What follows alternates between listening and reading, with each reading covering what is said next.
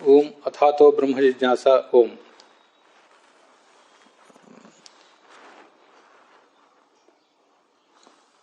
सही सर्वमनोवृत्ति प्रेरक समुदाहृतः शिशिक्षो परमाद्विष्णो प्रथमं द्वौ विनिसृतौ ओंकारश्च अथ शब्दश्च तस्मात् प्राथमिकौ क्रमात् तद्धेतुत्वं वदंश्चापि तृतीयोत उदाहृतः।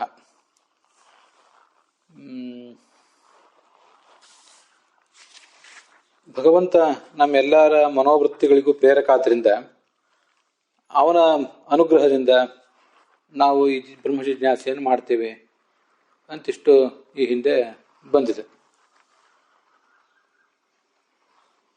ಈಗ ನಾವು ನೋಡಬೇಕಾದದ್ದು ನನು ಮಂಗಲೋಕ್ತ್ಯಾದೇಹೇ ಶಬ್ದಾಂತರೇಣಾಪಿ ಸಂಭವಾತ್ ಕಿಮೇತತ್ ಪ್ರಯೋಗ ನಿಯತ್ಯ. ಈ ಮಂಗಲವನ್ನು ಆಚರಣೆ ಮಾಡಬೇಕು ಅಂತನೂ ಸರಿ, ಅದನ್ನು ಶಬ್ದಾಂತರದಿಂದ ಬೇರೆ ಮಂಗಳಾಚರಣೆಯನ್ನು ಮಾಡಿದರೂ ಆದೀತು. ಆದರೆ ಕಿಮ್ ಏತತ್ ಪ್ರಯೋಗ ನಿಯತ್ಯ, ತೃತೀಯ ವಿಭಕ್ತಿ ಏಕವಚನ. ಈ ಅಥ ಮತ್ತು ಅತಃ ಅನ್ನೋ ಶಬ್ದವನ್ನೇ ಮೊದಲು ಪ್ರಯೋಗ ಮಾಡಬೇಕು ಅಂತ ಏನು ಕಾರಣ? ಇತ್ಯತಃ ಹೀಗೊಂದು ಪ್ರಶ್ನೆ ಬಂದಾಗ ಸ್ವರೂಪಾಧಿಕ್ಯಂಚ ಅಸ್ತಿ. ಈ ಅರ್ಥಾಧಿಕ್ಯ ಮಾತ್ರ ಇರುವುದಲ್ಲ. ಕಳೆದ ದಿವಸ ಆ ಪ್ರಶ್ನೆ ಬಂದಿತ್ತು. ಓಂಕಾರ ಮತ್ತು ಅಥ ಮತ್ತು ಅತಃ ಶಬ್ದಗಳಿಗೆ ಅರ್ಥದ ದೃಷ್ಟಿಯಿಂದಲೂ ಒಂದು ಅಧಿಕತೆ ಇದೆ. ಅದೆಷ್ಟಿರುವುದು ಮಾತ್ರ ಅಲ್ಲ, ಸ್ವರೂಪತಃ ಅಧಿಕ್ಯವೂ ಇದೆ ಆ ಶಬ್ದಗಳಿಗೆ ಅಂತ ಈಗ ತಿಳಿಸ್ತಾ ಇದ್ದಾರೆ. ಶಿಶಿಕ್ಷೋ ಬ್ರಹ್ಮ ಪರಮಾದ್ ವಿಷ್ಣೋ, ಸರ್ವೋತ್ತಮನಾದ ವಿಷ್ಣು ಸೃಷ್ಟಿ ಮಾಡಬೇಕು ಅಂತ ಹೊರಟಾಗ ಅವನ ಮುಖದಿಂದ ಎರಡು ಶಬ್ದಗಳು ಹೊರಬಂದವು, ಓಂಕಾರ ಮತ್ತು ಅಥ ಶಬ್ದ. ಆದ್ರಿಂದ ತಸ್ಮಾತ್ ಪ್ರಾಥಮಿಕವು ಕ್ರಮಾತ್, ಆದ್ರಿಂದ ಓಂಕಾರ ಮೊದಲು ಅಥ ಶಬ್ದ ಆಮೇಲೆ, ಈಗ ಅವೆರಡು ಕೂಡ ಕ್ರಮವಾಗಿ ಮೊದಲು ಬಂದಿವೆ. ತದ್ದೇತುತ್ವಂ ವದನ್ಶ್ಚಾಪಿ ತೃತೀಯೋ ಅತಃ ಉದಾಹೃತಃ. ಅದಾದ್ಮೇಲೆ ಮೂರನೇದು, ಅದು ಈ ಭಗವಂತನ ಪ್ರಸಾದದಿಂದ ನಾವು ಜಿಜ್ಞಾಸೆ ಮಾಡಬೇಕು, ಅವನ ಪ್ರೇರಣೆ ಅವನ ಪ್ರಸಾದ ಇದ್ರೆ ಮಾತ್ರ ಜಿಜ್ಞಾಸೆ ನಡೀಲಿಕ್ಕೆ ಸಾಧ್ಯ ಅನ್ನೋದನ್ನ ಅನುವಾದ ಮಾಡಿ ತಿಳಿಸ್ತಾ ಇದೆ. ಅದು ಮೂರನೇ ಅಕ್ಷರ. ತೃತೀಯ ಅತಃ ಉದಾಹೃತಃ, ಮೂರನೇದಾಗಿ ಅತಃ ಅನ್ನೋ ಶಬ್ದ ಬ್ರಹ್ಮನ ಮುಖದಿಂದ ಹೊರಗೆ ಬಂತು ಅಂತ.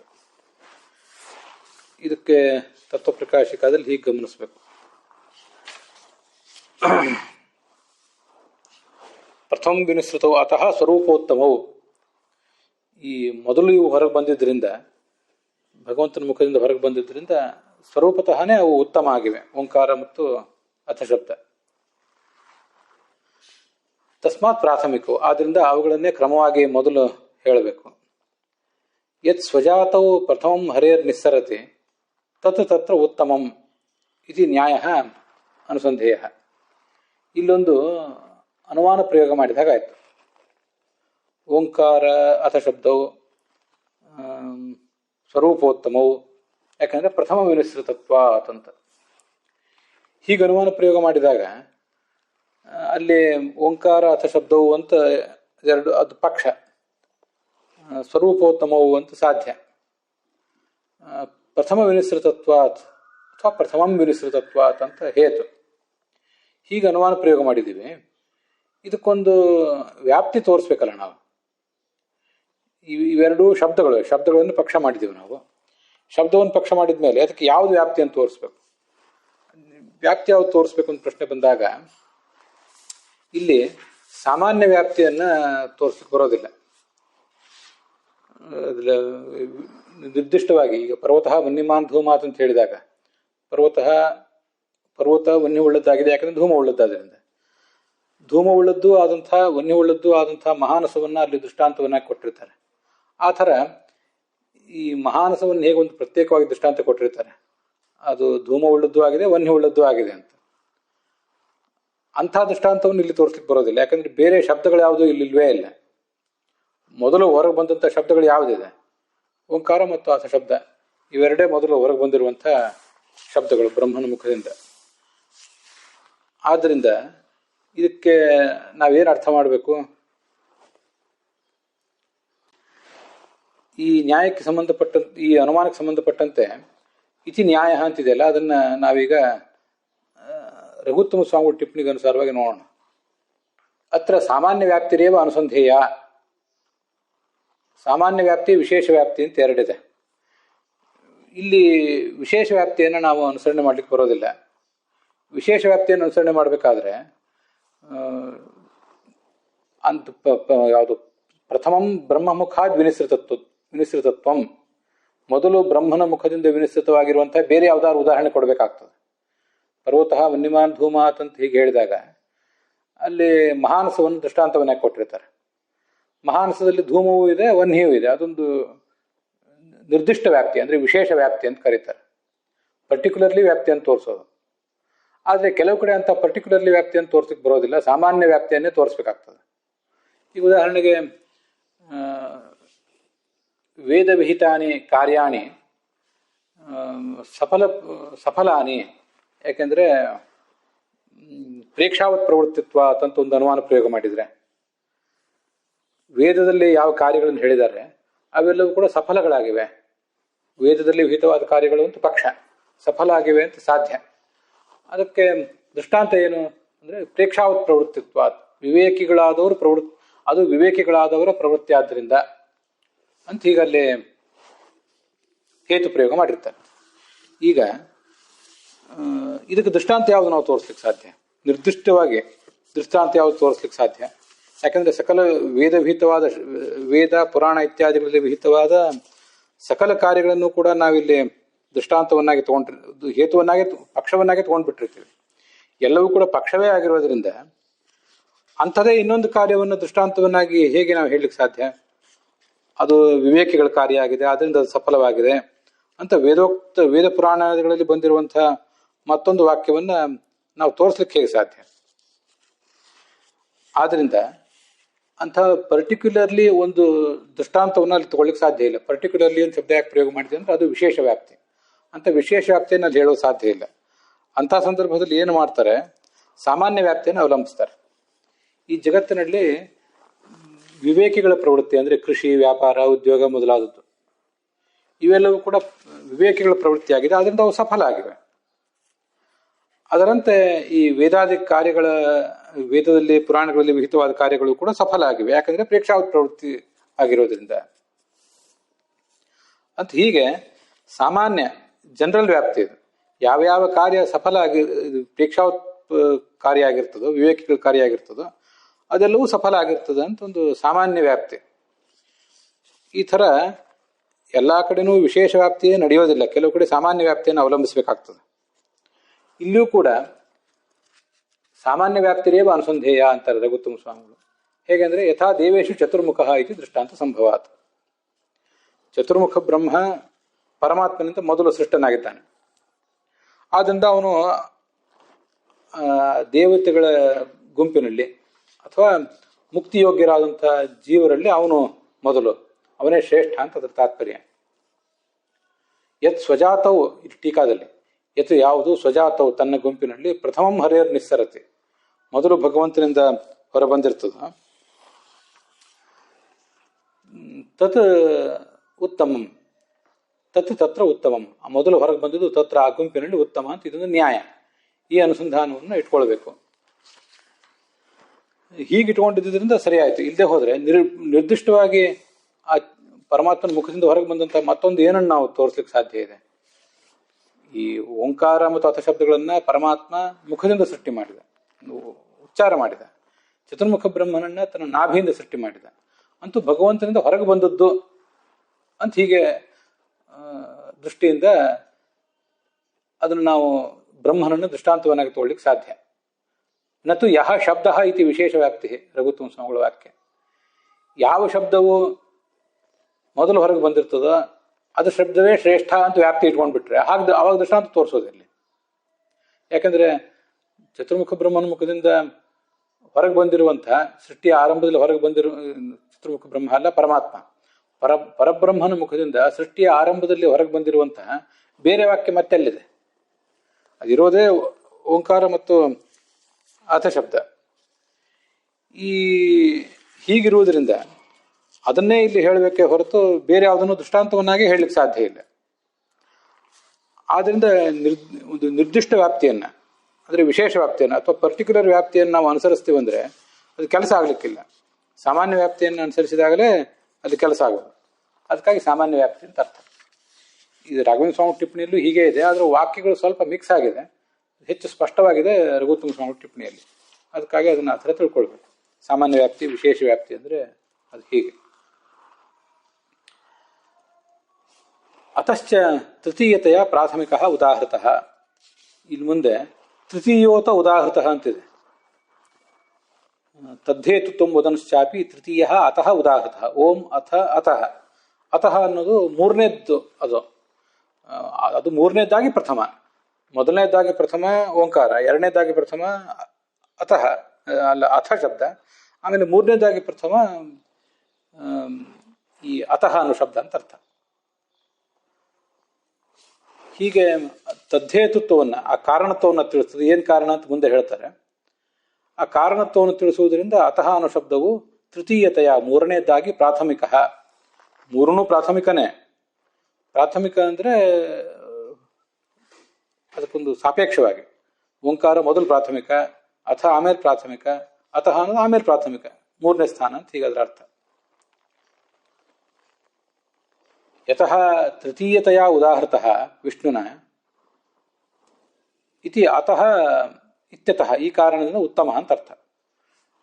ಅವನು ಪರಮಾತ್ಮ ಸೃಷ್ಟಿ ಮಾಡುವಾಗ ಮೊದಲು ಓಂಕಾರವನ್ನು, ಆಮೇಲೆ ಅಥ ಅನ್ನೋದನ್ನು, ಮತ್ತೆ ಆಮೇಲೆ ಈ ಅತಃ ಅನ್ನೋದನ್ನು ಉಚ್ಚಾರ ಮಾಡಿದ್ದರಿಂದ, ಯಾರಿಂದ? ವಿಷ್ಣುವಿನಿಂದ ಉಚ್ಚರಿಸಲ್ಪಟ್ಟಿದ್ದರಿಂದ, ಈ ಕಾರಣದಿಂದ ಅತಃ ಅನ್ನೋದು ಉತ್ತಮವಾಗಿದೆ ಅಂತ ಇದರ ತಾತ್ಪರ್ಯ. ಅಲ್ಲಿ ತದ್ದೇತುತ್ವಂ ವದನ್ ತಸ್ಯ ವಿಷ್ಣೋ ಜಿಜ್ಞಾಸಾದೌ ಹೇತುತ್ವಂ ತಸ್ಯ ಜಿಜ್ಞಾಸಾದೇಹ ಮೋಕ್ಷ ಹೇತುತ್ವಂ ವಾ ತದ್ದೇತುತ್ವಂ ಅಂತಿದೆ. ಅದಕ್ಕೆ ಕಾರಣ, ಯಾವುದಕ್ಕೆ ಕಾರಣ ಅಂತ ಗೊತ್ತಾಗೋದಿಲ್ಲ. ಅದು ಒಂದು ಸರ್ವನಾಮ ಶಬ್ದ. ಆ ಸರ್ವನಾಮ ಶಬ್ದವನ್ನು ಹೇಗೆ ತಿಳ್ಕೊಳ್ಬೇಕು? ಅದಕ್ಕೆ ಕಾರಣ ಅಂತ ಹೀಗೆ ಹೇಳಿದರೆ ಅಲ್ಲಿ ಎರಡು ಅರ್ಥ ನಾವು ಈಗಾಗಲೇ ಹಿಂದೆ ಹೇಳಿದ್ದೀವಿ. ಅದನ್ನೇ ಇದು ಅನುವಾದ ಮಾಡ್ತಾ ಇದೆ. ವದನ್ ನಿತ್ಯ ಅನುವಾದ, ತದ್ದೇತುತ್ವಂ ವದನ್ ಅಂತ ಅನುವಾದ ಮಾಡಿದೆ. ಹಿಂದೆ ಹೇಳಿದ್ದೇನೆ ಅದು ಹೇಳ್ತಾ ಇದೆ ಹೊರತು ಪ್ರತ್ಯೇಕ ಬೇರೆ ಅರ್ಥವನ್ನೇನು ಹೇಳಿಲ್ಲ. ಅಲ್ಲಿ ಬಂದಿರುವ ಅರ್ಥಗಳು ಎರಡು. ನಾವೀಗೇನು ಜಿಜ್ಞಾಸೆ ಪ್ರಾರಂಭ ಮಾಡಬೇಕಾಗಿದೆ, ಅಧ್ಯಾತ್ಮದಲ್ಲಿ ಮೊದಲ ಹೆಜ್ಜೆ ನಾವೇನು ಇಡಬೇಕಾಗಿದೆ, ಆ ಮೊದಲ ಹೆಜ್ಜೆ ಇಡಲಿಕ್ಕೇನು ಅಂದರೆ ಜಿಜ್ಞಾಸೆ, ಶ್ರವಣ, ಮನನ, ಧ್ಯಾನ ಇದೆಲ್ಲದಕ್ಕೂ ಕೂಡ ವಿಷ್ಣುವೇ ಕಾರಣನಾಗಿದ್ದಾನೆ. ಅವನ ಅನುಗ್ರಹವೇ ಕಾರಣ ಆಗಿದೆ. ವಿಷ್ಣುವಿಗೆ ಕಾರಣತ್ವ ಇದೆ. ಯಾವುದನ್ನು ಕುರಿತು? ಜಿಜ್ಞಾಸಾದಿಗಳನ್ನು ಕುರಿತು ಅಂತ ತಾತ್ಪರ್ಯ. ಇದು ಒಂದು. ಅಥವಾ ಜಿಜ್ಞಾಸೆ ಅನ್ನುವುದು ಮೋಕ್ಷಕ್ಕೆ ಕಾರಣ ಆಗಿದೆ ಅಂತ ಇನ್ನೊಂದು ಅರ್ಥ. ಎರಡೂ ಅರ್ಥವು ನಮಗಲ್ಲಿ ಬೇಕಾದದ್ದೇ. ಜಿಜ್ಞಾಸೆಯು ಮೋಕ್ಷಕ್ಕೆ ಕಾರಣ ಆಗಿದೆ, ಆ ಜಿಜ್ಞಾಸೆಗೆ ಭಗವಂತನ ಅನುಗ್ರಹ ಕಾರಣ ಆಗಿದೆ. ಹೀಗೆ ವದನ್ ತದ್ದೇತುತ್ವಂ ವದನ್ ಅಂತಿದೆಯಲ್ಲ, ವದನ್ ಅಂತನ್ನುವುದು ಆ ಅನುವಾದ ಅಂತ ಅರ್ಥ. ಅದಕ್ಕೆ ವದನ್ ಅಂದ್ರೆ ಬರೀ ಹೇಳುವುದಲ್ಲ, ಅನುವಾದ ಮಾಡುವುದು. ಹಿಂದೆ ಹೇಳಿದ್ದನ್ನೇ ಅದು ಅನುವಾದಿಸ್ತಾ ಇದೆ ಅಂತ. ಇಲ್ಲಿ ಪ್ರಶ್ನೆ ಏನು ಬರ್ತದೆ ಅದನ್ನ ಗುರುವರ್ಥ ದೀಪಿಕಕ್ಕೆ ಅನುಸಾರವಾಗಿ ನೋಡೋಣ. ನಾನು ಯಾವುದೋ ಒಂದನ್ನು ಹೇಳಿರ್ತೀನಿ, ಬೇರೆ ಬೇರೆ ಕೆಲವು ಟಿಪ್ಪಣಿಕಾರರು ಹಾಗೆ ಹೇಳಿರ್ತಾರೆ. ಪರಸ್ಯ ಬ್ರಹ್ಮಣೋ ವಿಷ್ಣು ಪ್ರಸಾದಾದಿತ್ಯವಾ ಭವೇತ್ ಅಂತ ಹಿಂದೆ ಬಂದಿದೆಯಲ್ಲ ಗರುಡ ಪುರಾಣದ ವಾಕ್ಯದಲ್ಲೇ 4ನೇ ಶ್ಲೋಕದಲ್ಲಿ ಅತಃ ಅನ್ನೋ ಶಬ್ದ ಹೇತು ಅನ್ನೋ ಅರ್ಥವನ್ನು ಹೇಳ್ತದೆ. ಒಂದು ಜಿಜ್ಞಾಸೆಯಿಂದ ಮೋಕ್ಷ ಎಂಬ ಫಲ ಇದೆ ಅಂತ ಅರ್ಥ, ಇನ್ನೊಂದು ಸರ್ವೋತ್ತಮನಾದಂತಹ ವಿಷ್ಣುವಿನ ಅನುಗ್ರಹದಿಂದ ಅಂತ ಅರ್ಥ. ಹೀಗಲ್ಲಿ ಬಂದಿದೆಯಲ್ಲ, ಆದ್ದರಿಂದ ಬಂದಿರುವುದರಿಂದ ಭವೇತ್ ಇತ್ಯತಃ ಶಬ್ದಾರ್ಥ ದ್ವಯಸ್ಯ ಪ್ರಾಗೇವ ಕಥಿತತ್ವಾತ್, ಹಿಂದೆನೇ ಅದರ ಅರ್ಥ ಬಂದಿದೆ. ಪುನಃ ತದ್ದೇತುತ್ವಂ ವದನ್ ಇತ್ಯಸ್ಯ ವೈಯರ್ಥ್ಯಂ, ಮತ್ತೊಂದ್ಸರಿ ತದ್ದೇತುತ್ವಂ ಅಂತ ಯಾಕೆ ಹೇಳಬೇಕು ಇತ್ಯಾಶಂಕ್ಯ. ಹೀಗೆ ಪ್ರಶ್ನೆ ಮಾಡಿಕೊಂಡು ಅನುವಾದೇಪಿ ಈಗ ನಾವು ಮತ್ತೆ ಅನುವಾದ ಮಾಡ್ತಿದ್ದೇವೆ, ಅದರಿಂದ ಅದಕ್ಕೇನು ತೊಂದರೆ ಇಲ್ಲ. ಅದಕ್ಕೆ ಈ ಎರಡು ಅರ್ಥಗಳು ಕೂಡ ಇದೆ. ತದ್ದೇತುತ್ವಂ ಅಂದರೆ ಜಿಜ್ಞಾಸೆ ಮೋಕ್ಷಕ್ಕೆ ಕಾರಣ, ಆ ಜಿಜ್ಞಾಸೆಗೆ ಭಗವಂತ ಕಾರಣ. ಕೊನೆಯ ಗುರಿಯನ್ನು ತಲುಪಲಿಕ್ಕೆ ಇವೆಲ್ಲ ಸ್ಟೆಪ್ಗಳು ಕಾರಣ, ಆ ಸ್ಟೆಪ್ಗಳು ಇಡ್ಲಿಕ್ಕೇನೆ ಭಗವಂತ ಅನುಗ್ರಹ ಕಾರಣ ಅಂತ ಹೀಗೆ ಅದನ್ನು ತಿಳ್ಕೊಳ್ಬೇಕು. ಅದರಿಂದ ವದನ್ ಅಂದರೆ ಅನುವದನ್ ಅಂತ ಅರ್ಥ. ಅದನ್ನು ಟೀಕಾದಲ್ಲಿ ಹಾಗೆ ಹೇಳಿದ್ದಾರೆ. ವದನ್ ನೀತಿ ಅನುವಾದ, ಬರೀ ಹೇಳುವುದಲ್ಲ, ಹಿಂದೆ ಬಂದಿದ್ದನ್ನು ಹೇಳುವುದು. ಅದರಿಂದ ವ್ಯರ್ಥತಾ ಇಲ್ಲ. ಅನುವಾದ ಮಾಡಿದರೆ ವ್ಯರ್ಥತಾ ಏನಿಲ್ಲ.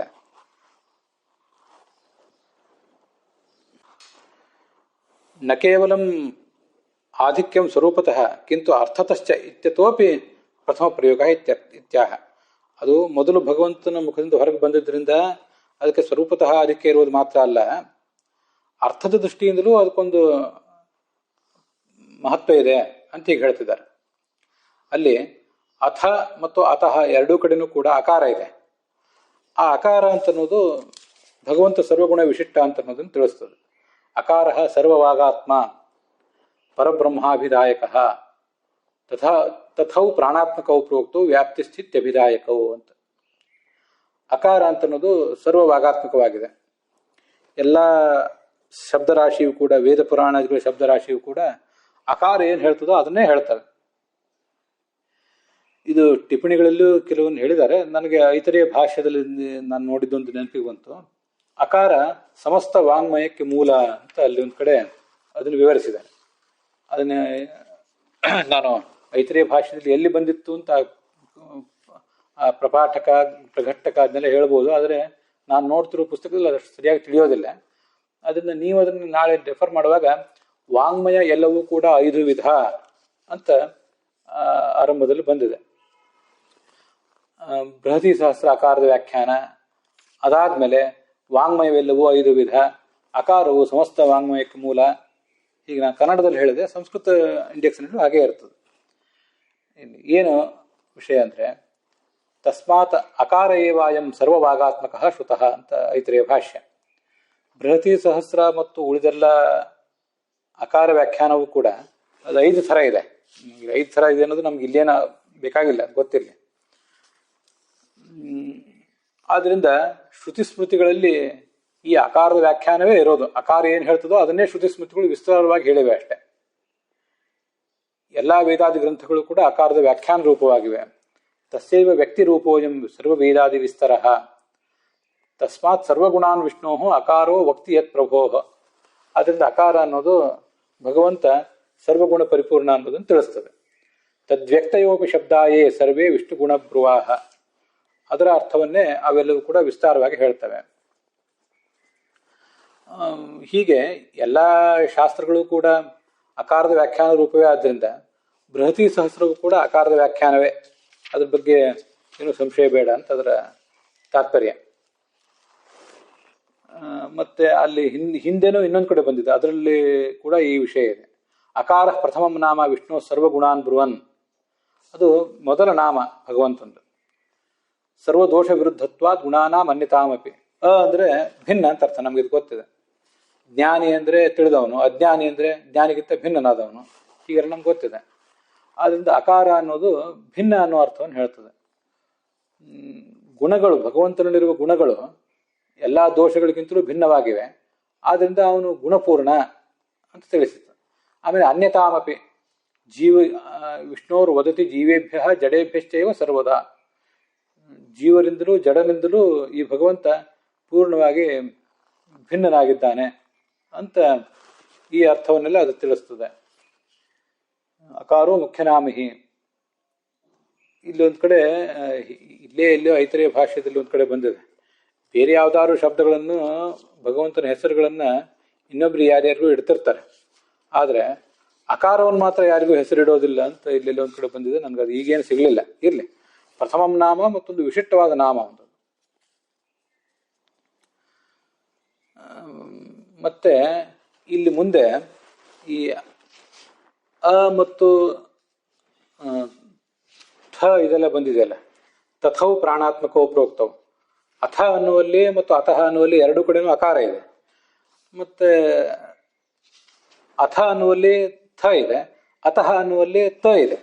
ಆ ತ ಮತ್ತು ಥಗಳು ಏನು ಹೇಳ್ತವೆ ಅಂತ ಅನ್ನೋದನ್ನ ಇನ್ನು ಮುಂದೆ ಹೇಳೋರಿದ್ದಾರೆ. ಅದು ಪ್ರಾಣಾತ್ಮಕವು ಪ್ರೋಕ್ತವು. ನಮ್ಗಿದು ಅಕಾರ ಸರ್ವವಾಗಾತ್ಮ ಪರಬ್ರಹ್ಮಾಭಿದಾಯಕ ಅನ್ನೋದು ಗೊತ್ತಾಯ್ತು. ಎಲ್ಲಾ ವಾಕ್ಯಗಳು ವಿಸ್ತೃತವಾಗಿ ಹೇಳುವುದನ್ನು ಅಕಾರ ಸಂಕ್ಷಿಪ್ತವಾಗಿ ಹೇಳ್ತದೆ. ಅದರಿಂದ ಅಕಾರವೇ ಮುಖ್ಯ ಅಂತ ಗೊತ್ತಾಯ್ತು.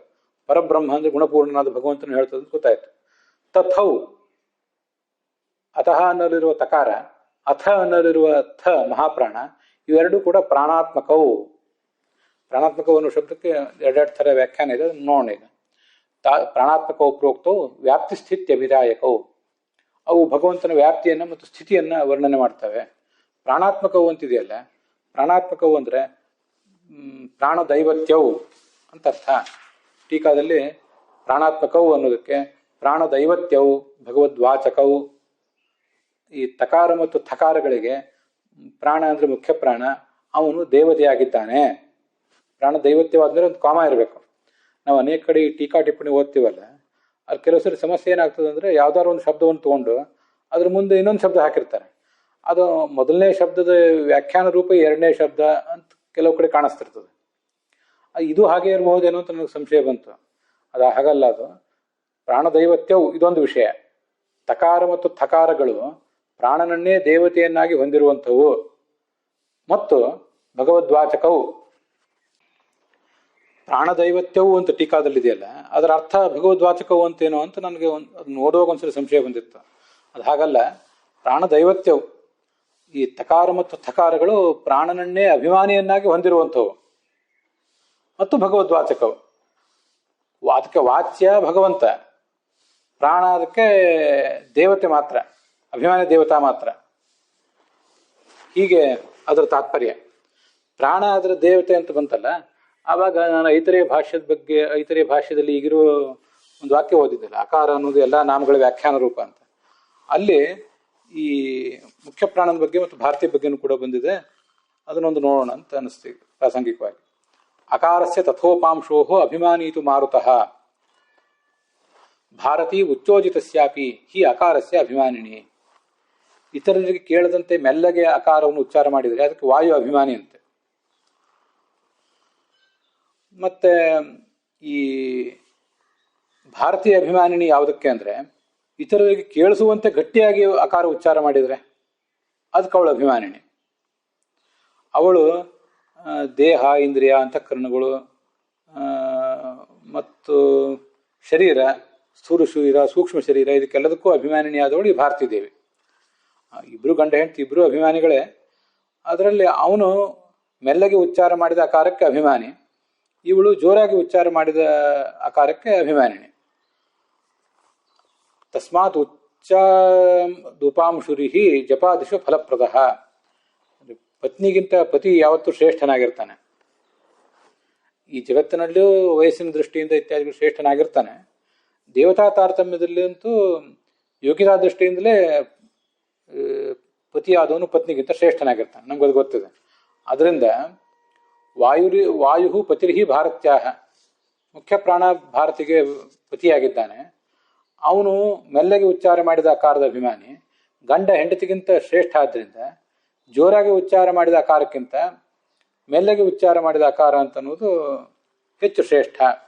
ಬರೀ ಅಕಾರ ಮಾತ್ರ ಅಲ್ಲ, ಜಪಾದಿಶು ನೀವು ಏನೇ ಜಪ ಮಾಡಿ ಅದರಲ್ಲಿ ಮೆಲ್ಲಗೆ ಉಚ್ಚಾರ ಮಾಡಿದರೆ ಹೆಚ್ಚು ಫಲಪ್ರದ. ಯಾಕೆಂದರೆ ಅದಕ್ಕೆ ಮುಖ್ಯ ಪ್ರಾಣ ಅಭಿಮಾನಿ. ಜೋರಾಗಿ ಉಚ್ಚಾರ ಮಾಡಿದರೆ ಅದಕ್ಕೆ ಕಡಿಮೆ ಫಲಪ್ರದ. ಇನ್ನೊಬ್ರಿಗೆ ಕೆಲವು ಬಾರಿ ಕೇಳಬೇಕು ಅಂತಿದ್ರೆ, ಬೇರೆಯವರಿಗೂ ಅದ್ರ ಲಾಭ ಆಗಬೇಕು ಅಂತಿದ್ರೆ ಅವಾಗ ನಾವು ಜೋರಾಗಿ ಉಚ್ಚಾರ ಮಾಡ್ತೇವೆ, ಇಲ್ಲ ಅಂತಲ್ಲ. ಆದರೂ ನಮಗೆ ಒಬ್ರಿಗೆ ಫಲ ಸಿಗಬೇಕು ಅಂತಿದ್ರೆ ಅಂಥ ಸಂದರ್ಭದಲ್ಲೆಲ್ಲ ಮೆಲ್ಲ ಉಚ್ಚಾರ ಮಾಡೋದೇ ಶ್ರೇಷ್ಠ. ಆದ್ದರಿಂದ ಪ್ರಾಣ ದೈವತ್ಯವು ಅಂದರೆ ಪ್ರಾಣನೇ ಅದಕ್ಕೆ ಅಭಿಮಾನಿಯಾಗಿರುವವನು ಅಂತ ಅದ್ರ ತಾತ್ಪರ್ಯ. ಜಪಾದಿಶು ಫಲಪ್ರದಃ ಅಂತ ಹೇಳಿದರೆ, ಜಪ ಮಾಡುವಾಗ, ಪಾರಾಯಣ ಮಾಡುವಾಗ ಅದೇ ಫಲಪ್ರದ. ನಾವು ಉಪಾಂಶು ಅಂದರೆ ಮೆಲ್ಲನೆ ಹೇಳುವುದು ಅಂದರೆ ತುಟಿ ಬಿಚ್ಚಿ ಹೇಳಿದರೂ ಆಯಿತು, ತುಟಿ ಬಿಚ್ಚದೇ ಹೇಳಿದರೂ ಆಯಿತು. ಇನ್ನೊಬ್ಬರಿಗೆ ಕೇಳುವಂತೆ ಹೇಳುವುದು ಅನ್ನೋದು ಮೊದಲನೇ ಗ್ರೇಡ್ ಎಂದು, ಅದಕ್ಕೆ ಹೆಚ್ಚು ಫಲ. ಇನ್ನೊಬ್ಬರಿಗೆ ಕೇಳುವಂತೆ ಹೇಳಿದರೆ ಅದಕ್ಕೆ ಕಡಿಮೆ ಫಲಪ್ರದ. ಆದರೆ ಇನ್ನೊಬ್ಬರಿಗೆ ಕೇಳುವಂತೆ ಹೇಳಿದಾಗಲೂ ಕೂಡ ಜನಸಾಮಾನ್ಯರ ಮೇಲೆ ಅದರ ಪ್ರಭಾವ ಆಗಲಿ ಅಥವಾ ನಮ್ಮ ದೇಹದ ಮೇಲೆ ಆ ಉಚ್ಚಾರದಿಂದ ಆಗಬೇಕಾದ ಕಂಪನಗಳು ಪರಿಣಾಮ ಬೀರಲಿ ಅಂತ ಉದ್ದೇಶ ಇದ್ದಾಗ ಜೋರಾಗಿ ಹೇಳ್ಬೋದು, ಇದನ್ನು ತಿಳ್ಕೊಳ್ಬೋದು. ಮತ್ತಿಲ್ಲಿ ಪ್ರಾಣ ದೈವತ್ಯವು ಅಂತಿದೆಯಲ್ಲ, ಅಲ್ಲಿ ದೇವತಾ ಅನ್ನೋ ಶಬ್ದಕ್ಕೆ ಸಂದರ್ಭಾನುಸಾರವಾಗಿ ಎರಡೆರಡು ಅರ್ಥ ಇರ್ತಿರ್ತದೆ. ಅದನ್ನು ನಾವು ಗಮನಿಸಬೇಕು. ಈಗ ಗಾಯತ್ರಿ ಮಂತ್ರ ಅದಕ್ಕೆ ವಿಶ್ವಾಮಿತ್ರ ಋಷಿ ಸವಿತಾ ದೇವತಾ ಅಂತ ಹೇಳ್ತೀವಲ್ಲ, ಅಲ್ಲಿ ದೇವತಾ ಅಂದರೆ ಪ್ರತಿಪಾದ್ಯ ಅಂತ ಅರ್ಥ. ಆದರೆ ಎಲ್ಲ ಕಡೆನೂ ಕೂಡ ದೇವತಾ ಅನ್ನೋ ಶಬ್ದಕ್ಕೆ ಪ್ರತಿಪಾದ್ಯ ಅಂತ ಅರ್ಥ ಇರೋದಿಲ್ಲ. ಕೆಲವು ಕಡೆ ದೇವತಾ ಅಂದರೆ ಅಭಿಮಾನಿ ಅಂತನೂ ಅರ್ಥ ಇರ್ತದೆ. ಈ ಗಾಯತ್ರಿ ಮಂತ್ರಕ್ಕೆ ಲಕ್ಷ್ಮೀದೇವಿಯೇ ಅಭಿಮಾನಿ ಅಂತ ಬಂದಿದೆ ಬೃಹದಾರಣ್ಯಕ ಉಪನಿಷತ್ ಭಾಷ್ಯದಲ್ಲಿ. ಹಾಗೆ ಇಲ್ಲೂ ಕೂಡ ಈ ತಕಾರ ಮತ್ತು ಥಕಾರಗಳಿಗೆ ಮುಖ್ಯ ಪ್ರಾಣನೇ ಅಭಿಮಾನಿ ಅಂತ ಅರ್ಥ ಅಲ್ಲಿ ದೇವತಾ ಅನ್ನೋ ಶಬ್ದಕ್ಕೆ. ಸರ್ವಸೂತ್ರಗಳಲ್ಲೂ ಕೂಡ ಈ ಅಥ ಮತ್ತು ಅತಃ ಅನ್ನೋದನ್ನ ಪ್ರಯೋಗ ಮಾಡ್ತಾರೆ ಅಂತ ಬಂತು. ಆ ಸರ್ವಸೂತ್ರಗಳಲ್ಲೂ ಪ್ರಯೋಗ ಮಾಡುವುದು ಅಂದ್ರೆ ಅಥಾತೋ ಬ್ರಹ್ಮ ಜಿಜ್ಞಾಸ ಜನ್ಮಾದ್ಯಸೇತಃ ಓಂ ಹೀಗೆ ಎಲ್ಲಾ ಸೂತ್ರಗಳಲ್ಲೂ ಪ್ರಯೋಗ ಮಾಡ್ತಾರೆ ಅಂತ ಅರ್ಥ ಅಲ್ಲ. ಸೂತ್ರಾಣಿ ನಿಖಿಲಾನ್ಯಪಿ ಅಂದ್ರೆ ಎಲ್ಲಾ ಬ್ರಹ್ಮಸೂತ್ರಗಳು ಅಂತ ಅರ್ಥ ಅಲ್ಲ. ಓಂ ಅಥಾತೋ ಧರ್ಮ ಜಿಜ್ಞಾಸ, ಓಂ ಅಥಾತೋ ದೈವಿ ಮೀಮಾಂಸ, ಹೀಗೆಲ್ಲ ಬೇರೆ ಬೇರೆ ಸೂತ್ರಗಳು. ದೈವಿ ಮೀಮಾಂಸಾ ಸೂತ್ರ ಮತ್ತೆ ಜೈಮಿನಿಯ ಧರ್ಮ ಸೂತ್ರಗಳು, ಹೀಗೆ ಎಲ್ಲಾ ಸೂತ್ರ ಗ್ರಂಥಗಳು ಕೂಡ ಅಥ ಮತ್ತು ಅತಹೆಂ ಶಬ್ದದಿಂದ ಪ್ರಾರಂಭ ಆಗ್ತವೆ ಅಂತ ಅರ್ಥ. ಅಲ್ಲಿ ಪ್ರಾರಂಭ ಅಂತೆ ನಿಯತ್ಯೈವ ಅಂತಿದೆ. ನಿಯತ್ಯೈವ ಅಂದ್ರೆ ಅನ್ಫೇಲಿಂಗ್ಲಿ, ಅಪವಾದ ರಹಿತವಾಗಿ ಅಂತ ಒಂದು ಅರ್ಥ. ನಾವು ಸಾಮಾನ್ಯವಾಗಿ ನಮ್ಗೆ ತಿಳಿಯೋದು ಹಾಗೇನೆ. ನಮಗೆ ಸಾಹಚರ್ಯ ನಿಯಮ ವ್ಯಾಪ್ತಿ ಅಂತ ಹೀಗೆಲ್ಲ ಹೇಳಿದಾಗ ಅದೇ ತಿಳಿಯೋದು ನಮಗೆ. ನಿಯತಿ ಅಂದ್ರೆ ಅನ್ಫೇಲಿಂಗ್ಲಿ. ಆ ತತ್ವ ಸುಬೋಧನಿಕಾರರು ಟಿಪ್ಪಣಿಯಲ್ಲಿ ಬರೆದಿದ್ದಾರೆ ನಿಯತ್ಯೈವ ಬುದ್ಧಿಪೂರ್ವಕ ಮಿತ್ಯರ್ಥ, ಸರಿಯಾಗಿ ಮನಸ್ಸಿನಲ್ಲಿ ಆಲೋಚನೆ ಮಾಡಿ ಇದನ್ನು ಪ್ರಯೋಗ ಮಾಡಲೇಬೇಕು ಅನ್ನೋ ಎಚ್ಚರದಿಂದ ಮಾಡೋದು ಅಂತ ಹೀಗೆ ಅದಕ್ಕೆ ಅರ್ಥ ಅವ್ರು ಹೇಳಿದ್ದಾರೆ. ಅದೊಂದು ಚೆನ್ನಾಗಿದೆ, ಬುದ್ಧಿಪೂರ್ವಕವಾಗಿ ಅಂತ ಅದರ ಅರ್ಥ. ಅದನ್ನ ಗುರುತು ಮಾಡ್ಕೊಳ್ಳಿ. ದೇವತಾ ಅಂದ್ರೆ ಅಭಿಮಾನಿ ಅಂತ ನಾವು ಅರ್ಥ ಹೇಳಿದ್ವಿ. ಅದಕ್ಕೆ ಕೆಲವು ಕಡೆ ದೇವತಾ ಅಂದ್ರೆ ಪ್ರತಿಪಾದ್ಯ ಅಂತ ಅರ್ಥ ಇರ್ತದೆ, ಸವಿತಾ ದೇವತಾ ಇತ್ಯಾದಿ ಕಡೆಗಳಲ್ಲಿ, ಗಾಯತ್ರಿ ಮಂತ್ರದಲ್ಲಿ. ಇಲ್ಲಿ ದೇವತಾ ಅಂದ್ರೆ ಅಭಿಮಾನಿ, ಪ್ರಾಣ ದೇವತಾ ಅಭಿಮಾನಿ ಯಯೋಹೋ ತೌ ಪ್ರಾಣಾತ್ಮಕವು ಅಂತ ಈಗ ಅದರ ಅರ್ಥ. ಅಲ್ಲಿಗೆ ಇವತ್ತಿನ ಈ ಭಾಗ ಸಮಾಪ್ತ ಆಗಿದೆ. ಅದಕ್ಕೆ ಇನ್ನೂ ಕೆಲವು ದೃಷ್ಟಾಂತಗಳನ್ನೆಲ್ಲ ಹೇಳ್ತಾರೆ. ಅಭಿಮನ್ಯಮಾನ, ಅಭಿಮಾನಿ, ವಾಚ್ಯ, ವಾಚಕ, ಅದರ ಅಭೇದ ಇದನ್ನೆಲ್ಲ ಅದನ್ನ ನಾಳೆ ದಿವಸ ನೋಡೋಣ.